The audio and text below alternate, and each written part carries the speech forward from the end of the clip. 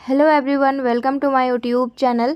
इस क्लास में हम लोग शिक्षण अभिक्षमता टीचिंग एप्टीट्यूड के 40 क्वेश्चंस की प्रैक्टिस करने वाले हैं और चीज़ों को अंडरस्टैंड करते हुए आप लोग चलिएगा। तो यहाँ पर नंबर ऑफ़ क्वेश्चंस कितने होते हैं टीचिंग एप्टीट्यूड के, तो 40 क्वेश्चंस होंगे। कितने में से? 100 में से। तो ये हमारे लिए स्कोरिंग सब्जेक्ट है और आप इस सब्जेक्ट में जितनी प्रैक्टिस करेंगे उतना ही आपके लिए यूज़फुल रहेगा और एग्ज़ाम में भी हेल्प करेगा। तो फोकस करना प्रैक्टिस पर, जितना हो सके उतना टीचिंग एप्टीट्यूड के क्वेश्चंस की प्रैक्टिस करते रहो। अदर सब्जेक्ट्स को भी आप लोग ध्यान रखिएगा क्योंकि उसमें भी आपको मार्क्स लाना होगा अच्छा खासा। तो स्टार्ट करते हैं। क्रिस्टीना अपनी कक्षा को क्षेत्र भ्रमण पर ले जाती है, यानी कि कहीं पर वो विजिट करने के लिए ले जाती है और वापस आने पर अपने विद्यार्थियों के साथ भ्रमण पर चर्चा करती है। जब वो वापस आती है तो वो लोग जो विजिट पर गए थे उस पर क्या करते हैं, ये लोग चर्चा करते हैं, डिस्कस करते हैं। तो ये जो प्रोसेस है ना, किस ओर संकेत करता है? सीखने का आकलन, यानी कि assessment of learning. Next option है कि सीखने के लिए आकलन, असेसमेंट फॉर, यहाँ पर असेसमेंट नहीं, लर्निंग फॉर असेसमेंट होगा। उसके बाद आकलन के लिए सीखना, तो असेसमेंट फॉर लर्निंग, और आकलन का सीखना असेसमेंट ऑफ लर्निंग। तो यहाँ पर क्या होगा? ऑप्शन में थोड़ा सा कन्फ्यूज़न क्रिएट होगा, लेकिन आपको सही आंसर चूज करना है। वो लोग घूमने के लिए गए थे, वापस जब आए तो क्या कर रहे हैं, उस पर ये लोग चर्चा कर रहे हैं, यानी कि सीखने का आकलन कर रहे हैं, असेसमेंट ऑफ लर्निंग यहाँ पर कर रहे हैं। Option first right answer. Next question है, छोटे शिक्षार्थियों में निम्नलिखित में से कौन सा लक्षण पठन कठिनाई का नहीं है? यानी कि रीडिंग डिफ़िकल्टी इनमें से कौन सा नहीं है? वर्ण और शब्द की पहचान में कठिनाई, पठन गति और प्रवाह में कठिनाई, शब्दों और विचारों को समझने में कठिनाई, सुसंगत वर्तनी में कठिनाई। तो इसका आंसर क्या होगा? छोटे शिक्षार्थियों को ध्यान में रख करके यहाँ पर बताना है। करेक्ट आंसर जो है ना, ऑप्शन बी होगा, पठन गति और प्रवाह में कठिनाई, difficulty in reading speed and fluency. Next हमारा क्वेश्चन है, बाल विकास क्या है? यानी कि चाइल्ड डेवलपमेंट यहाँ पर पूछा गया है कि ये है क्या? एक निरंतर चलने वाली प्रक्रिया है, यानी कि ये बोल रहा है कि इट इज़ कॉन्टिन्यूअस प्रोसेस। फिर है किसी खास समय में चलने वाली प्रक्रिया है, समय एवं परिस्थिति के अधीन रुक रुक कर चलने वाली प्रक्रिया है, और इनमें से कोई नहीं। तो कई बार मैं आपको लेक्चर में बताती हूँ कि डेवलपमेंट क्या है, चाइल्ड डेवलपमेंट क्या है, किस तरह से ये प्रोसेस है। तो यहाँ पर बाल विकास की बात की है, मानव विकास या फिर मनुष्य की विकास की बात नहीं की गई है। ठीक है, तो बाल विकास, पहले तो विकास को समझते हैं। ये क्या है? ये कॉन्टिन्यूअस प्रोसेस है, ये वॉर्म टू टॉम चलने वाली प्रक्रिया है, यानी कि माँ के गर्भ से ये स्टार्ट होता है और जीवन पर्यंत और कंटिन्यूअस चलता है, रुक रुक कर नहीं चलता, ये सतत चलने वाली प्रक्रिया है। इतना यहाँ पर क्लियर हो गया आपका। और ये जो है ना, एक स्टेज से दूसरे स्टेज को कनेक्ट करते हुए ये चलती है। तो बाल विकास की बात की गई है, तो ये एक निरंतर चलने वाली प्रक्रिया है। बाल विकास और मानव विकास में डिफरेंस को आपको ध्यान रखना है। जो बाल विकास है ना, ये गर्भ से ले कर के 18 या फिर 19-20 तक ये चलती है, जब तक आपकी मैच्योरिटी आप जब तक प्राप्त नहीं कर लेते हैं तब तक ये चलती है। और मानव विकास की अगर हम बात करें तो ये गर्भ से ले कर के जीवन पर्यंत चलती है, जब तक आपकी मृत्यु नहीं हो जाती तब तक ये चलती है। तो यही डिफरेंस है दोनों में, बाल विकास और मानव विकास में। आई होप क्लियर हो गया होगा। आगे बढ़ते हैं अभी हम लोग। किसका मत है कि सभी विकास एक ही दिशा में होता है? इनमें से कौन से व्यक्ति का मत है कि जो डेवलपमेंट है ना, वो एक ही दिशा में होता है? किसने कहा है ये वाला चीज़? गार्डनर है, बीएफ स्किनर है, जीन पियाजे है, और इनमें से कोई नहीं। तो ये वाला स्टेटमेंट जो है ना, जीन पियाजे बोलते हैं कि जो विकास है, डेवलपमेंट है, वो एक ही दिशा में होता है। और जीन पियाजे ने संज्ञानात्मक विकास का 4 सिद्धांत को दिया है। देख लेते हैं, ओवरव्यू कर लेते हैं कि कौन कौन से हैं। इन्होंने ना 4 स्टेज में बांटा है। पहला स्टेज 0 to 2 ईयर, यानी कि इसे कहा जाता है सेंसरी मोटर स्टेज कहेंगे। उसके बाद 2 से 7 साल तक, 2 से 7, हाँ, इसको इन्होंने कहा है प्री ऑपरेशनल स्टेज। उसके बाद 7 to 11 ईयर को इन्होंने कहा है कि कंक्रीट ऑपरेशनल स्टेज, और 11+ को कहा है इन्होंने फॉर्मल ऑपरेशनल स्टेज इन्होंने कहा है। तो इस तरह से कॉग्निटिव डेवलपमेंट को इन्होंने 4 भागों में बांटा है। तो आप लोग देख लीजिएगा कि ये 4 कौन कौन से हैं। यहाँ से भी क्वेश्चंस पूछे जाते हैं। जीन पियाजे का ये संज्ञानात्मक विकास का सिद्धांत है जिन्होंने 4 स्टेज दिए हैं। नेक्स्ट क्वेश्चन है, बालक व्यक्तिगत स्वतंत्रता हेतु सर्वाधिक रूप से विचलित होता है, यानी कि इनमें से कौन से स्टेज में फ्रीडम, पर्सनल फ्रीडम के लिए बच्चा क्या होता है, डिस्टर्ब्ड रहता है, वो विचलित रहता है। ऑप्शंस है वयस्क अवस्था, यानी कि ये अडल्टहुड स्टेज बोल रहा है, और ये एडोलसेंस पीरियड की बात कर रहा है। और चाइल्डहुड जो है ना, इसे 2 भाग में बांटा है। एक है लेटर चाइल्डहुड और दूसरा है पूर्व बाल्यावस्था, यानी कि ये हो जाएगा अर्ली चाइल्डहुड। तो अब हमें क्वेश्चन पर आना है, इसका आंसर क्या होगा। राइट आंसर यहाँ किशोरावस्था हो जाएगा, ऑप्शन बी। किशोरावस्था में ना गर्ल्स एंड बॉयज़ दोनों में बहुत सारे शारीरिक परिवर्तन होते हैं, जिसके कारण वो उनका मन जो है ना विचलित होता रहता है। और इसी किशोरावस्था को ब्रिज भी कहा जाता है। क्योंकि इसे ब्रिज क्यों कहा जाता है, क्योंकि ये चाइल्डहुड को अडल्टहुड में क्या करता है, कनेक्ट करने का ये काम करता है किशोरावस्था। और ये किशोरावस्था चलता कब से कब तक है, तो 12 या 13 साल से लेकर के 18 या फिर 19 साल तक ये चलता है। किशोरावस्था को अन्य और किस नाम से जाना जाता है, इसको भी देख लेंगे। तो इसको थ्रेस होल्ड पीरियड के नाम से भी जाना जाता है, यहाँ पर थ्रेस होल्ड पीरियड लिख लेना। या फिर इसे कहा जाता है स्ट्रेस एंड स्टॉर्म का काल, इसे कहा गया है तनाव और तूफान का काल, स्टेनले हॉल ने कहा है। और इस पर उन्होंने एक बुक भी लिखा है, जो कि बुक का नाम क्या है, एडोलसेंस बुक का नाम है। और बच्चे ना बहुत परेशान होते हैं, क्योंकि गर्ल्स हो या बॉयज़ हो, गर्ल्स में मेंस्ट्रुएशन साइकिल ये स्टार्ट हो जाता है, यानी कि यहाँ पे प्यूबर्टी हिट कर जाती है। और वॉयज़ में क्या होता है कि आवाज़ वगैरह इसमें चेंजेस होने लगती है, जिसके कारण वो बच्चा परेशान रहता है इस काल में। और ये कहा गया है कि स्ट्रेस और स्ट्रोम का पीरियड है। आगे बढ़ते हैं, नेक्स्ट देखते हैं कि बाल्यावस्था का काल कितना से कितना एज को कहा गया है। बाल्यावस्था चाइल्डहुड, ध्यान रखना बाल्यावस्था को ना 2 भागों में बांटा है। एक है अर्ली चाइल्डहुड, जिसको हम कहेंगे, अभी जस्ट मैं आपको बता रही थी, और दूसरा है लेटर चाइल्डहुड। तो इस तरह से भी आप याद रख सकते हैं। या फिर इन जनरल अगर हम चाइल्डहुड की बात करें तो ये 5 से लेकर के 12 या फिर 11 साल तक चलता है। तो इसके बीच में ऑप्शन कौन सा है, ऑप्शन सी है, जो कि यहाँ पर 5 से 12 वर्ष तक दिया हुआ है। और यही जो बाल्यावस्था है ना, अर्ली चाइल्डहुड में क्या होता है, बच्चा राइट हैंड से लिखेगा या फिर लेफ्ट हैंड से लिखेगा, इस चीज़ की डेवलप यहाँ पर स्टार्ट हो जाती है। तो कौन से, चाइल्डहुड ही है, लेकिन अर्ली चाइल्डहुड में ये स्टार्ट हो जाता है। और इसी बाल्यावस्था को, चाइल्डहुड को क्या कहा जाता है, गैंग एज भी कहा जाता है। इसको नाम आप याद रखेंगे, पूछ लिया जाएगा कि इनमें से कौन सी स्टेज को गैंग एज के नाम से हम लोग जानते हैं। तो ये हो जाएगा चाइल्डहुड को। नेक्स्ट आगे बढ़ते हैं, बालक के व्यक्तित्व के विकास पर किसका प्रभाव नहीं पड़ता है, यानी कि बालक जो है इसका व्यक्तित्व विकास पर प्रभाव किसका नहीं पड़ता है। यहाँ पर बोल रहा है ना पर्यावरण का और ना ही आनुवांशिक का। ये कहना चाह रहा है कि ना एनवायरनमेंट का इफेक्ट होता है डेवलपमेंट में बच्चे का, या और हेरिडिटी का, इनमें से किसी का इफेक्ट नहीं होता है, ये ऑप्शन कह रहा है। नेक्स्ट है पर्यावरण का प्रभाव या फिर आनुवांशिक प्रभाव, इनमें से कोई नहीं। क्वेश्चन को ध्यान से पढ़िएगा कि बालक के व्यक्तित्व के विकास पर किसका प्रभाव नहीं पड़ता है, तो इनमें से कोई नहीं होगा, क्योंकि बालक के व्यक्तित्व के विकास पर ना एनवायरनमेंट और हेरिडिटी दोनों का ही क्या होता है, प्रभाव पड़ता है।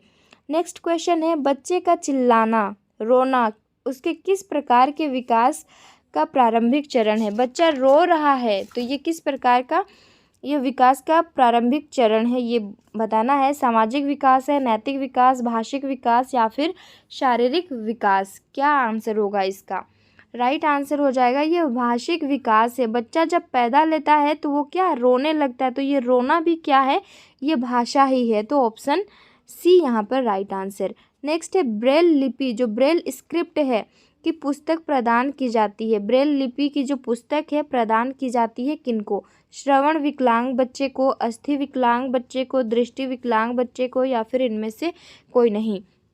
विकलांग की जगह अभी इसको यूज़ नहीं करते हैं, दिव्यांग शब्द को हम लोग क्या करते हैं, यूज़ करते हैं, इसे भी ध्यान रखना है। तो ब्रेल लिपि जो है ना, जो बच्चे देख नहीं सकते हैं उनके लिए ये है, स्क्रिप्ट है। तो दृष्टि विकलांग बच्चे के लिए ये पुस्तक प्रदान की जाती है। इसमें क्या होता है, गोल गोल टाइप से होता है, ये उभरा हुआ रहता है, बच्चा इसको छू करके बता सकता है कि ये लिखा क्या हुआ है। नेक्स्ट है अध्यापकों को प्रशिक्षित होना चाहिए।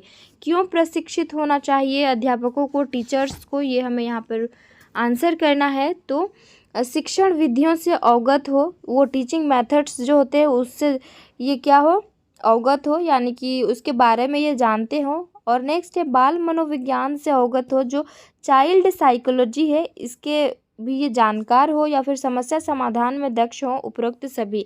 इनमें से आंसर क्या होगा, ऑप्शन डी, ये सभी के जानकार होने चाहिए एक टीचर को। तो अध्यापकों को प्रशिक्षित होना चाहिए सभी चीज़ों पर। बाल मनोविज्ञान के बारे में जानेगा तो शिक्षक को पता होगा, तो बच्चा उदास क्यों है उसके पीछे का रीज़न को जान पाएगा।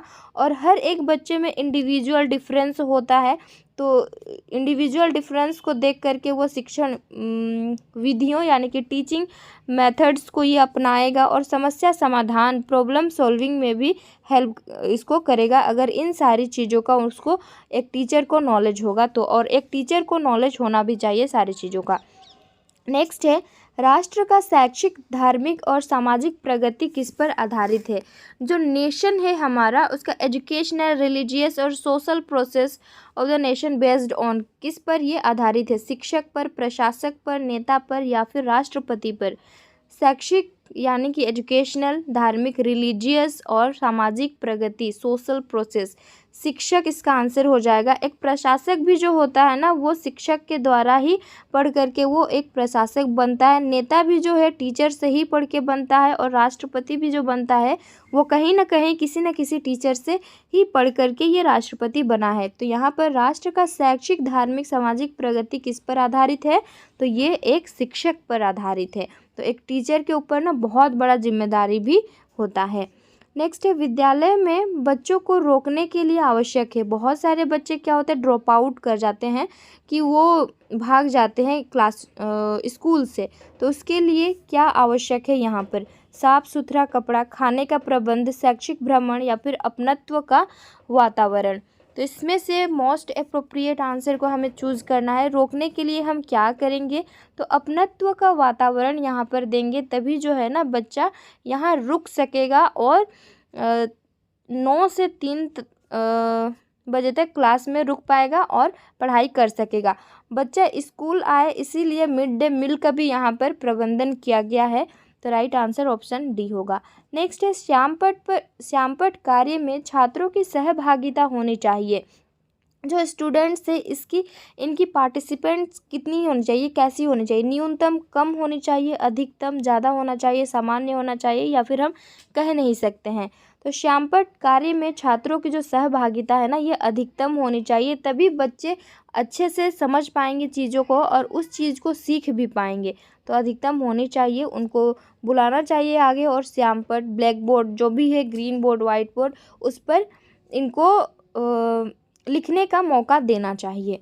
नेक्स्ट है एक प्रभावी शिक्षक सुनिश्चित करता है, किस चीज़ को ये सुनिश्चित करता है, एक इफ़ेक्टिव टीचर इंश्योर करता है अपने छात्रों में पारस्परिक सहयोग की भावना को, अपनी पूर्ण स्वच्छंदता को, बिना किसी सरोकार के अपने छात्रों में प्रतिस्पर्धा को, या फिर अपने छात्रों में प्रतिस्पर्धा अथवा सहयोग को जिसकी भी आवश्यकता हो। करेक्ट आंसर इसका क्या होगा, तो ये ऑप्शन डी राइट आंसर हो जाएगा। नेक्स्ट है शैक्षिक तथा व्यावसायिक क्षेत्र में सफलता प्राप्त करने के लिए बालक में आवश्यक अभियोग्यता के साथ साथ उनमें होनी चाहिए विशिष्ट शैक्षिक तथा व्यावसायिक क्षेत्र। कैसा होना चाहिए, कितना होना चाहिए, अधिकाधिक ज्ञान का होना चाहिए, अभिरुचि का होना चाहिए, उच्च शैक्षिक उपलब्धि का होना चाहिए, या फिर यहाँ पर कुशलता का होना चाहिए। क्या होना चाहिए? तो अभिरुचि का होना चाहिए, वो इंटरेस्टेड है या नहीं है, इस चीज़ का होना बहुत आवश्यक है किसी भी क्षेत्र में। अभिरुचि का अर्थ क्या है? जानने की इच्छा, ध्यान आकर्षित होना, अनुराग उत्पन्न करना, या फिर उक्त तीनों ही। तो इंटरेस्ट जो है इसका अर्थ क्या होता है, क्या मतलब होगा इसका? डिज़ायर टू नो, जानने की इच्छा, अट्रैक्टिंग, यहाँ पर क्या? अट्रैक्टिंग अटेंशन, अनुराग उत्पन्न करना, यानी कि टू डेवलप अफेक्शन, ऑल। तो ये तीनों ही होना चाहिए, ऑप्शन डी। नेक्स्ट है, निम्नलिखित में से किसने कहा है कि क्रिया द्वारा स्वयं में किसी वस्तु को आत्मसात करने का प्रयत्न ही अभिरुचि है? ये स्टेटमेंट किसने कहा है? तो स्टेटमेंट को 2-3 बार आप लोग ज़रूर से पढ़िएगा ताकि याद रहे। तो ये जॉन डीवी ने कहा है, और यही वो जॉन डीवी है जिन्होंने कहा है कि शिक्षण एक प्रोसेस है, टीचिंग एक प्रोसेस है, तो उसमें 3 पोल का होना बहुत ज़रूरी है। एक तो टीचर का, स्टूडेंट का होना, टीचर का होना, और तीसरा यहाँ पर करिकुलम का होना बहुत ज़रूरी है, इन्होंने कहा है। ये तीनों होंगे तभी ये प्रोसेस जो है ना फुलफिल माना जाएगा, टीचिंग प्रोसेस। जॉन डेवी ने ही ये कहा है, ट्राइपोलर कहा है इन्होंने टीचिंग को।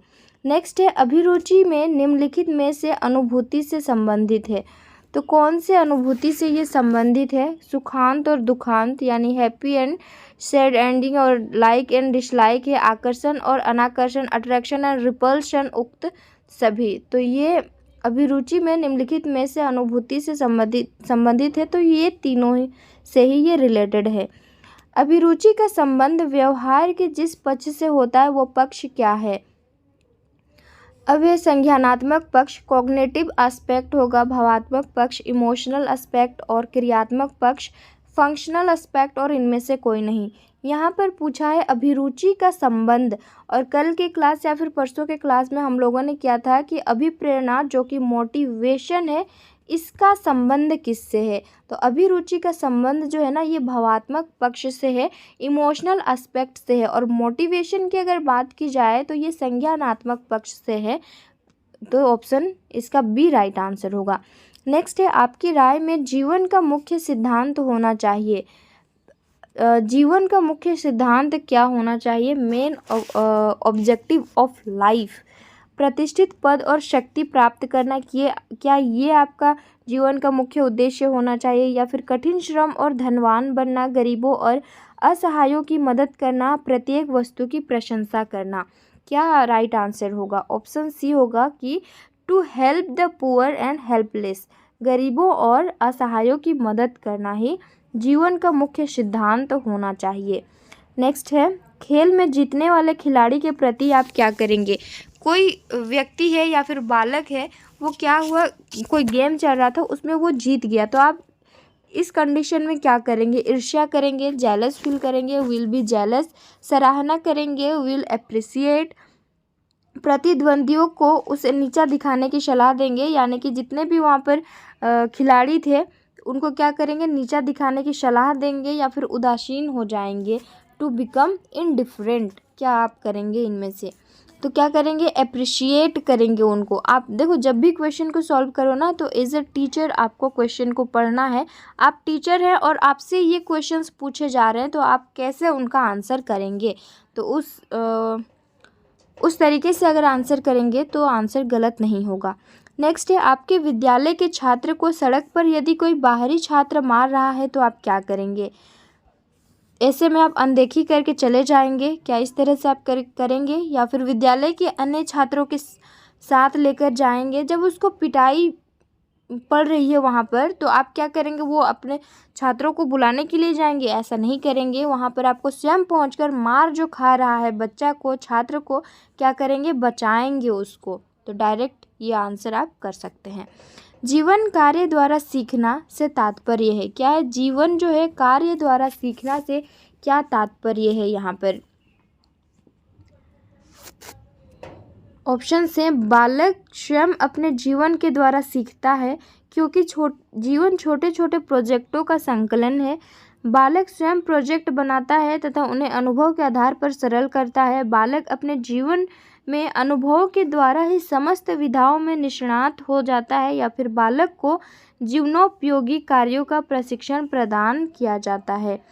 राइट आंसर इसका फर्स्ट हो जाएगा कि बालक स्वयं अपने जीवन के द्वारा सीखता है, क्योंकि जीवन छोटे छोटे प्रोजेक्टों का संकलन है। The child learns through his own life because life is a collection of small projects. Right answer होगा ऑप्शन फर्स्ट। नेक्स्ट है, एक समायोजित व्यक्ति की विशेषता है, यानी कि एडजस्टेड पर्सन जो है उसकी इनमें से कौन सी कैरेक्टर नहीं है। तो उत्तरदायित्व की स्वीकृति, उचित संवेगों का प्रदर्शन, व्यक्तिगत उद्देश्यों का प्रदर्शन या फिर दूसरों के साथ संबंध बनाने की योग्यता। अगर वो दूसरों के साथ संबंध बनाने में सक्षम है तो ये तो एडजस्टमेंट में आ जाएगा। उसकी विशेषता इनमें से कौन सी नहीं है पूछा है, तो इसका राइट आंसर क्या होगा, वो बार बार क्या करेगा, व्यक्तिगत उद्देश्यों का प्रदर्शन करने लगेगा। तो ये वाला जो है ना ऑप्शन राइट होगा।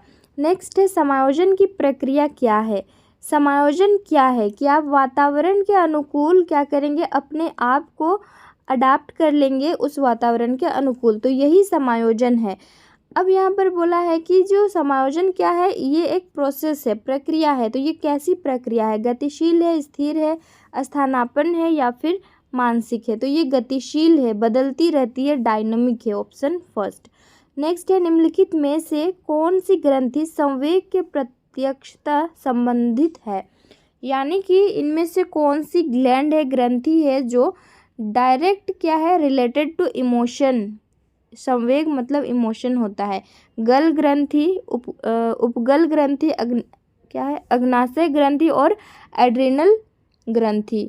तो इसका राइट आंसर पता है तो कमेंट करके बताइएगा।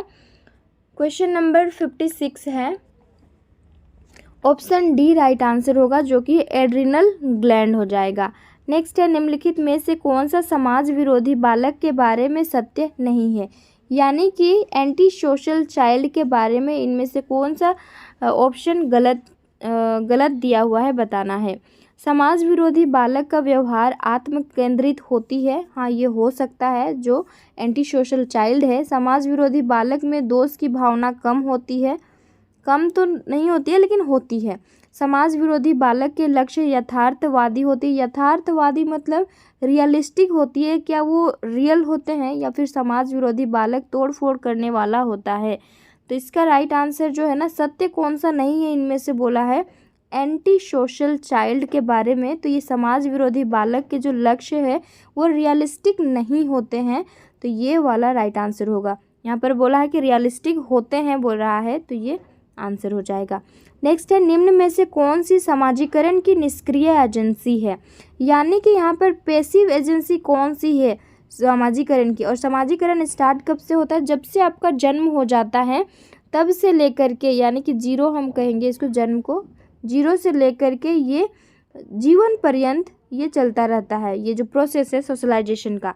तो इनमें से बोला गया है कि कौन सी निष्क्रिय एजेंसी है, परिवार, स्वास्थ्य क्लब, इको क्लब या फिर सार्वजनिक पुस्तकालय। आंसर होगा ऑप्शन डी, सार्वजनिक पुस्तकालय जो है ना निष्क्रिय एजेंसी है। अब निष्क्रिय एजेंसी को तो हम लोग देख लिए, अब सक्रिय एजेंसी भी होगी, तो अब सक्रिय एजेंसी कौन कौन सी है इसको भी यहाँ पर जानेंगे। निष्क्रिय एजेंसी में और एक चीज़ आएगा, लिख लीजिएगा आप लोग, जैसे कि आप टीवी देख रहे हैं तो वहाँ से भी कुछ कुछ चीज़ें आप सीख रहे हैं, लेकिन सीख तो रहे, देख के सीख तो रहे हैं ना, तो वो निष्क्रिय हो जाएगा। Watching TV and public library जो कि है सार्वजनिक पुस्तकालय।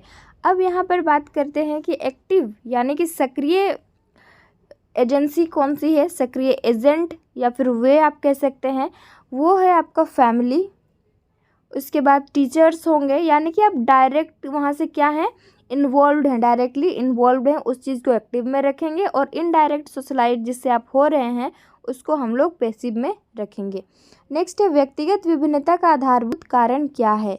क्या बोला है यहाँ पर कि इंडिविजुअल डिफरेंस का यहाँ पर बताना है कि आधारभूत कारण वंशानुक्रम है, जाति प्रजाति, देश है, आयु व बुद्धि है, लिंग भेद है। राइट आंसर होगा ऑप्शन ए जो कि है वंशानुक्रम, हेरिडिटी है। A survey of the education of gifted children पुस्तक के लेखक कौन है, ये बुक है, कौन सा बुक है, a survey of the education of gifted children, Skinner, Crow and Crow, Terman और हैविगहर्स्ट। राइट आंसर इसका होगा हेविगहस्ट जो है इसके लेखक हैं।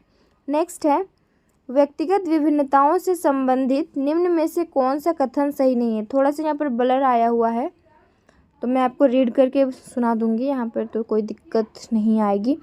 तो यदि विद्यार्थी का बुद्धि स्तर समान है तब भी उपलब्धि में विभिन्नता आ सकती है, या फिर सभी बालकों में कुछ भी समानता नहीं होती है। क्या ये इंडिविजुअल डिफरेंस है? नहीं, इसका डेफिनेशन ये नहीं हो सकता। व्यक्तिगत विभिन्नताओं के वक्र खींचकर दिखाने पर वह एक दिशा की ओर झुक जाता है, ये कोई मतलब नहीं है। और व्यक्तिगत विभिन्नता वंशानुकरण के कारण होती है। वंशानुक्रम के कारण तो होती ही है, साथ ही साथ वातावरण का भी इसमें क्या होता है, प्रभाव पड़ता है। लेकिन सही आंसर ये हो जाएगा ऑप्शन फर्स्ट। यदि विद्यार्थी का बुद्धि स्तर समान है तब भी जो उनका अचीवमेंट है उसमें डिफरेंस हो ही सकता है, मतलब होता ही है। यानी कि intelligence level of student is the same, लेकिन उनका अचीवमेंट में अलग अलग हो सकता है। और व्यक्तिगत विभिन्नता को भी हम लोग कई बार डिस्कस कर चुके हैं। इसमें क्या है कि दो जुड़वा बच्चे भी अगर होंगे ना तो दिखने में सेम हो सकते हैं, लेकिन उनका जो भी रुचि है, इंटरेस्ट है, वो अलग अलग चीज़ों में होता है। नेक्स्ट है, छात्रों में सीखने की योग्यता निर्भर होती है। जो सीखने की एबिलिटी है, लर्निंग एबिलिटी है, वो डिपेंड करती है किस पर? सामाजिकता पर, संस्कृति पर, परिवार पर, या फिर व्यक्तिगत विभिन्नता पर। तो ये ऑप्शन डी राइट आंसर हो जाएगा। इंडिविजुअल डिफरेंस पर ये क्या होती है, निर्भर करती है। नेक्स्ट है, व्यक्तिक विभिन्नता पर सर्वप्रथम महत्वपूर्ण कार्य करने वाले व्यक्ति कौन है? व्यक्तिक विभिन्नता की बात की गई है कि सबसे पहले इस पर काम करने वाला व्यक्ति कौन है? वुंट है, वाटसन है, फ्रांसीसी गाल्टन है, या फिर स्किनर है। व्यक्तिगत विभिन्नता किसमें होती है? ये अगर हम ह्यूमन की बात करें तो ये मानव में होती है ना, मानव में। तो अब इसको रिलेट करना कि इसको गाल से रिलेट कर लेना कि ये जो गाल्टन है इसका संबंध हो जाएगा यहाँ पर व्यक्तिगत विभिन्नता से। यानी कि सर्वप्रथम महत्वपूर्ण कार्य करने वाले व्यक्तिगत विभिन्नता पर वो कौन है? तो ये गाल्टन है।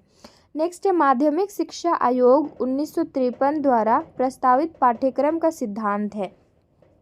माध्यमिक शिक्षा आयोग को ही हम लोग कहते हैं मुदालियर कमीशन, मुदालियर आयोग के नाम से हम लोग जानते हैं। तो यहाँ पर जो है ना, ये कब आया था? तो ये 1953 में के द्वारा प्रस्तावित पाठ्यक्रम का सिद्धांत, प्रिंसिपल्स क्या है? तो अनुभवों की संपूर्णता का सिद्धांत है, सामुदायिक जीवन से संबद्धता का सिद्धांत, या फिर अवकाश के क्षणों के सदुपयोग का सिद्धांत, उपयुक्त तो सभी। तो ये सभी ही इससे रिलेटेड हैं। तो ऑप्शन डी यहाँ पर करेक्ट आंसर होगा। नेक्स्ट है, भारत का भविष्य उसकी कक्षाओं में निर्मित हो रहा है। ये वाला स्टेटमेंट जो है ना, मत जो है किस आयोग का है? मुदालियर आयोग, जो कि अभी जस्ट हम लोग देखे, इसको क्या कहते हैं? माध्यमिक शिक्षा आयोग 1953 भी के नाम से इसको जाना जाता है। 1953 में मुदालियर कमीशन। सैडलर आयोग जो है, ये इसका मुझे याद नहीं आ रहा है, 1919 के आसपास शायद ये हुआ था। नेक्स्ट है, राधा कृष्णन आयोग, इसको आप लोग देख लीजिएगा। राधा कृष्णन आयोग जो है ना, ये 1948 to 49 में ये आया था, जो कि यूनिवर्सिटी लेवल को ही इन्होंने फोकस किया था। तो ये वाला स्टेटमेंट दिया था कोठारी कमीशन ने, कोठारी शिक्षा आयोग ने। और ये जो आयोग है 1964 to ये 66 में आया था, और इसी ने दिया था शिक्षा का स्ट्रक्चर 10+2+3 जो आप लोग पढ़ करके आए हैं। और NEP 2020 में इसका स्ट्रक्चर चेंज हो गया है। पाठ्यक्रम निर्माण की आवश्यकता है। क्यों आवश्यकता है पाठ्यक्रम निर्माण की, करिकुलम की, क्यों सिलेबस की, क्यों यहाँ पर आवश्यकता है? देखो, पाठ्यक्रम को ना यहाँ पर सिलेबस कहा जाता है और पाठ्यचर्या को करिकुलम कहा जाता है।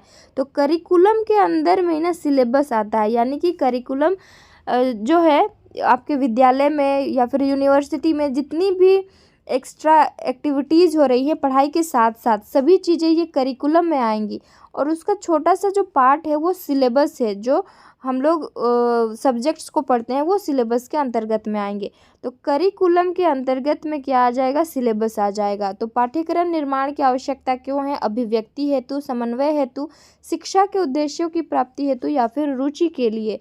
तो ये शिक्षा के जो उद्देश्य हैं उसको प्राप्ति के लिए हम लोग पाठ्यक्रम निर्माण करते हैं और इसकी आवश्यकता है। दल शिक्षण का सर्वप्रथम प्रयोग किया गया, यानी कि टीम टीचिंग का जो है सबसे पहले प्रयोग कहाँ पर किया गया? भारत में, रूस में, अमेरिका में या फिर ब्रिटेन में? कहाँ पर किया गया इसका प्रयोग? तो ये अमेरिका में सबसे पहले टीम टीचिंग का किया गया था। नेक्स्ट है राष्ट्रीय पाठ्यचर्या NCERT 2005 की कार्यशाला आयोजित की गई। तो ये NCERT नई दिल्ली के द्वारा ये आयोजित की गई थी। विषय वस्तु को छोटे छोटे अंशों में बांटने का शिक्षण सिद्धांत क्या कहलाता है? नियोजन का सिद्धांत या फिर प्रिंसिपल ऑफ प्लानिंग? सहसंबंध का सिद्धांत यहाँ पर है, और लचीलेपन का सिद्धांत या फिर विश्लेषण जो कि एनालिसिस प्रिंसिपल ऑफ एनालिसिस। तो छोटे छोटे अंशों में बांटने का शिक्षण सिद्धांत जो है ना, ये विश्लेषण कहलाता है, एनालिसिस ये कहलाएगा। इसमें जो भी टॉपिक होता है उसे छोटे छोटे पार्ट में बांट करके क्या करते हैं, उस चीज़ को हम लोग पढ़ते हैं। इसका जस्ट अलग हो जाता है संश्लेषण मेथड में। तो राइट आंसर ये होगा। नेक्स्ट है किंडरगार्टन शिक्षण पद्धति के जन्मदाता कौन है? ये भी बहुत बार ये जो प्रैक्टिस सेशन चल रहा है इसमें रिपीट हुआ है। फ्रोबेल को कहा जाता है किंडरगार्टन शिक्षण पद्धति के जन्मदाता। 40 क्वेश्चंस कंप्लीट होते हैं। स्कोर आप लोग कमेंट करके बताइएगा और अपने दोस्तों में ज़रूर से इसे शेयर कर दीजिएगा ताकि उन्हें भी हेल्प हो सके। PDF के लिए टेलीग्राम चैनल से आप लोग ज्वाइन हो जाइएगा, जिसमें मैं आपको दे दूँगी, और बाद में आप लोग एक बार ज़रूर से क्या कर रिवीजन को करेंगे खुद से और समझने की भी कोशिश करेंगे, डरना नहीं है। और एग्ज़ाम में बाइलिंगुअल क्वेश्चंस होंगे, तो आप लोग एक बार इंग्लिश में देख लीजिएगा, समझ नहीं आएगा तो हिंदी में ज़रूर देखिएगा और हिंदी वाले भी इंग्लिश को ज़रूर से देखिएगा।